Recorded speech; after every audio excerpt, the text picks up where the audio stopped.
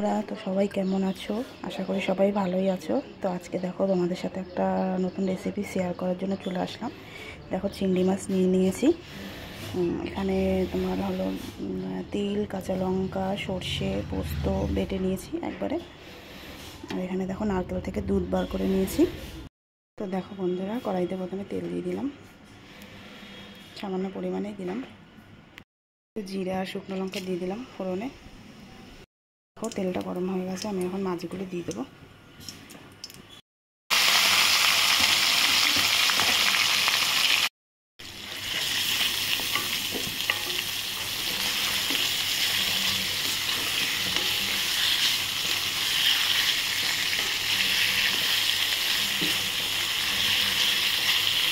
মাছগুলো একটু হালকা ভাজা হবে, তারপর আমি মশলাটা দিয়ে দেবো। মাছগুলো সব হালকা ভাজা হয়ে গেছে, এবার আমি মশলাটা দিয়ে দেবো। যে মশলাটা আমি পেস্ট করে রেখেছিলাম, আমি সমস্ত মশলাটা শিলনোড়ায় বেটেছি।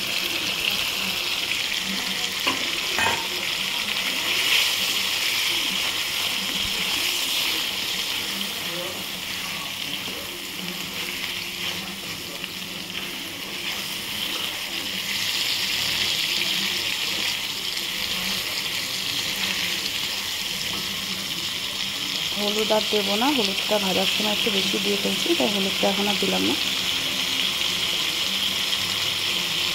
সামান্য পরিমাণে একটু লঙ্কার গুঁড়ো দিয়ে দিলাম,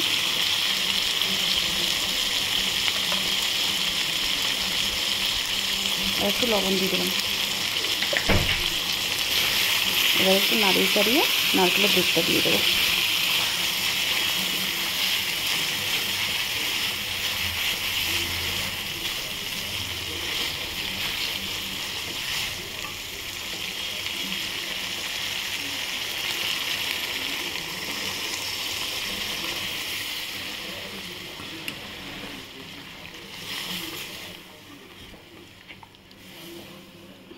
এরপর দুধটা ফুটে উঠলে সামান্য একটু মিষ্টি দিয়ে নামিয়ে নেব।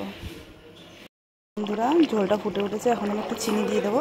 একটু মিষ্টি মিষ্টি হলে খেতে ভালো লাগবে।